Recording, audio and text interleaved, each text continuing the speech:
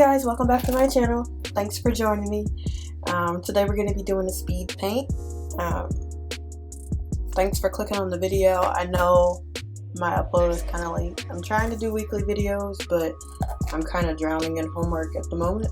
So I've got a whole bunch of them filmed.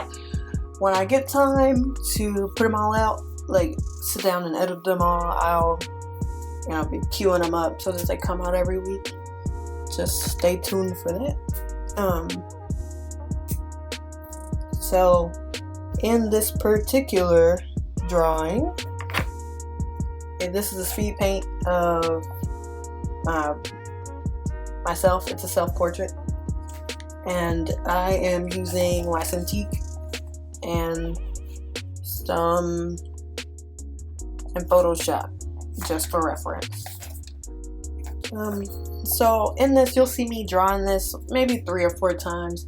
I may have added it out 1 or 2 of the times that I redrew this particular pose. I'm working off of a reference of a picture that I took of myself. I'm having to draw it over and over and over again because I didn't draw any thumbnails prior to, well, I may have drawn one, maybe, but that wasn't like right before I drew it. Yeah, I'm not working off any thumbnails, so I'm trying to make sure that this particular pose is dynamic because it looked kind of stiff in person.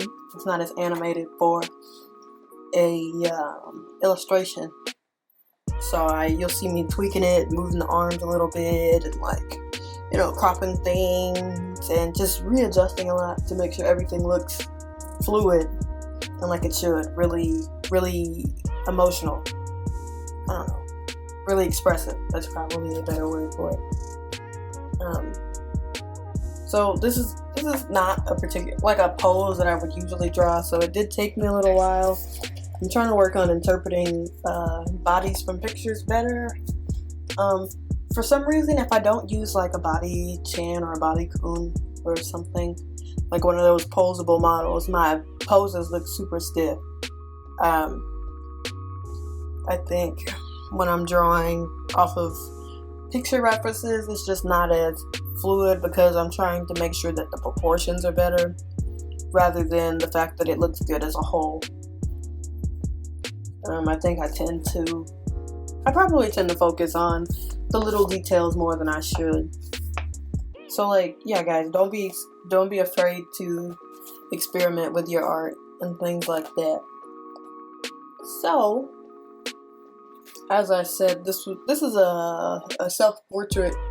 I don't know if I'm the only one who does this, but when I go out to stores and shops to buy clothes and things, even though, because I look online first and then I go into the store to try on the things that I think I'm gonna want to wear.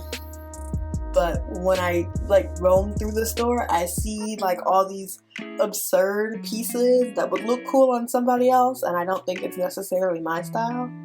But I do feel compelled to pick them all up and go try them on, just to see what they would look like on me or maybe on a person, because it would be nice to draw on a character.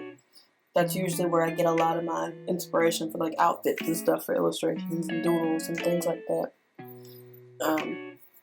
So I'll pick up all these pieces of the outfits and then I'll go try them on, and I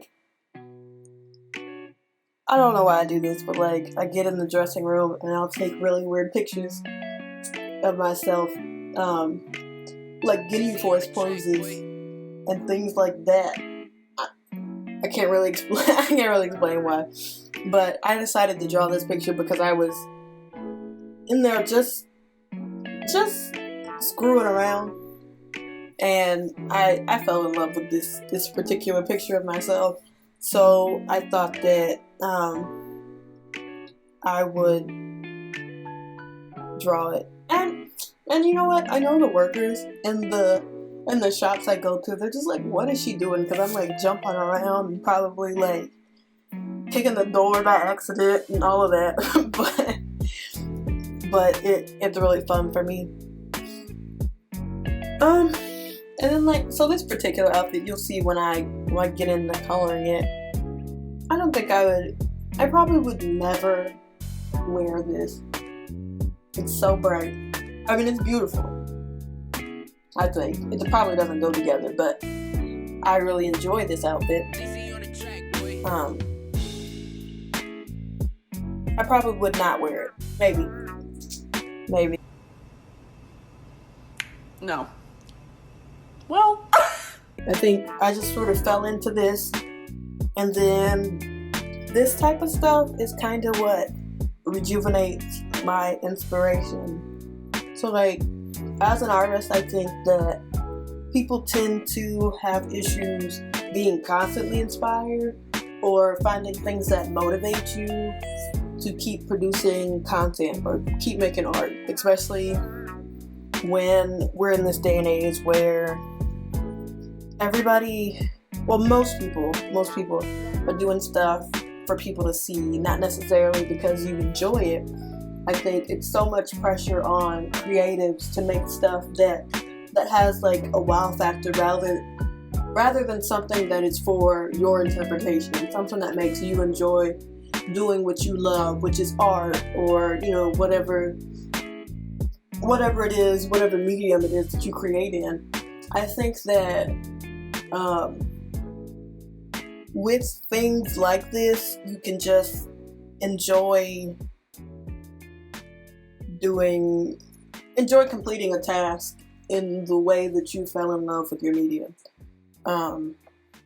So, I mean, I probably say this a lot, but I do struggle with inspiration. I mean, I don't necessarily have art block right now, but I do struggle with inspiration. And this particular piece made me super happy.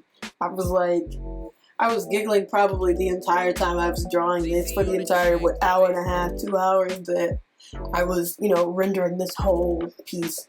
Oh, I do want to say, if anybody's wondering how I did the tie-dye effect or whatever, I just put a whole bunch of splotches down with with one of the hard brushes with the high sensitivity. I'm sure you can do this in other painting programs. And then I just put down a whole bunch of splotches and used the blur tool to smudge it all together. And then the next time I went down through in my clipping mask, I put one on top and used another oh gosh, why am I talking like that? I used another layer of that particular brush and turned the opacity down on the smudge tool, on the blur tool, to make it seem more defined. So as artists, I think people should work more towards things that make them happy, without putting that pressure on yourself to make people stop and stare, or without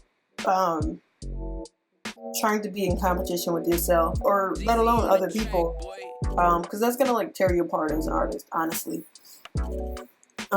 So when you make yourself happy, your art will reflect that. I mean, it'll be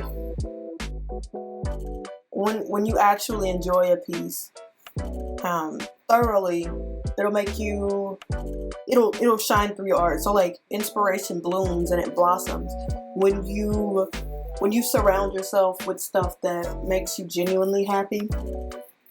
I'm probably rambling on around, talking around in circles, I think, because I probably should have wrote down notes. But yeah, when you nurture your inspiration, or you just nurture your craft, it'll come to you. You know what I'm saying? So following this piece, I made a whole bunch of others, boom, boom, boom, right after each other. A whole bunch of commissions I got to knock out of the way,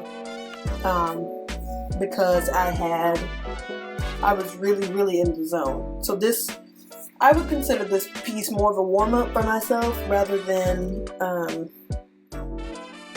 just an illustration I would put out on a regular day. Because I mean, honestly, it's ain't nobody gonna hit you with a brick and it just hit you with inspiration. I mean, I guess inspiration could hit you like a truck, but sometimes it just kind of like creeps in the door, you know? And then I'll post this picture that this illustration goes with, the selfie that I used for reference for this picture, in here somewhere, probably at the end, so you can see what they look like compared to each other.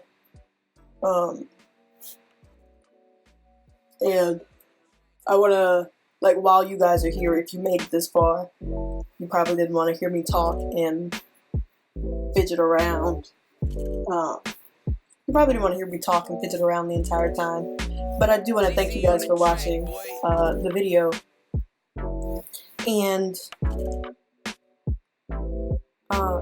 I want to thank you guys for watching the video.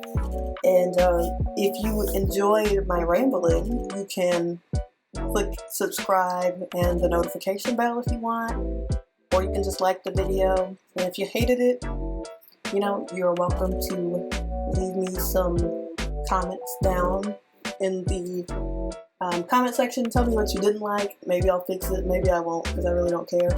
If you don't like it, this makes me happy. If you guys are enjoying my rambling on, don't forget to comment, like, subscribe. If you don't want to miss a video from me, hit the notification bell, and you can share this with your friends if you want to make fun of me being a weirdo in dressing rooms, because that's what I do. And so here at the end, I'm just putting all of my background together. So I don't know, this outfit, it gave me real carefree magical girl vibes. So I just sort of made it like, you remember in like Sailor Moon and stuff when they transform and they've got like all the little bubbles floating around them?